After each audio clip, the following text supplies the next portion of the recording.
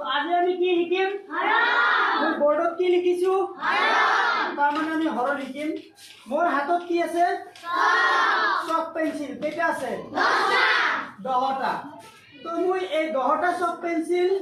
5 জনক তোমালোকৰ মাজৰ পৰা 5 জনক যদি দিও কেইটাকে দিব পাৰিব মই ভাগ কৰি আছো হা এই দুটা এজনক দিলো এই দুটা এজনক দিলো লোৱা তুমি লোৱা তুমি লোৱা তুমি লোৱা তুমি লোৱা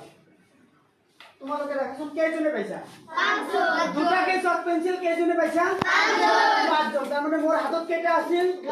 10টা পাইছা কেইজনে 5 জন দিছু কেটাকে দুইটা তার মানে 10ক আমি 2ৰে যদি হৰণ কৰো কিমান পাম 5 তো এটো মই দেখাই দিও তোমালোকক তাৰ মানে মই যেতিয়া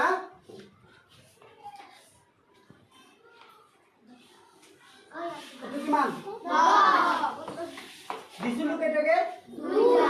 2 তাৰ মানে 2ৰে 10ক হৰণ কৰিম তাৰ মানে 2ৰ লগত কিমান পূৰণ কৰিলে আমি 10 পাম 2ৰ 5 গুণ 10 বিয়োগ কৰিলে কিমান হ'ব 0 তাৰ মানে আমি 10ক যদি 2ৰে হৰণ কৰো কিমান পাম ভাগফল 5 তো ইয়াতে আমি লিখি দিব পাৰিম যে ওপৰতে যেটো পাইছো আমি হেটো হল ভাগফল হল কিমান 5 আৰু তলত বিয়োগ কৰাৰ পিছত যেটো থাকে হেটো কয় ভাগে কিমান 0 বুজি পাইছা এনেকৈ আমি হৰণ কৰিব লাগিব থ্যাংক ইউ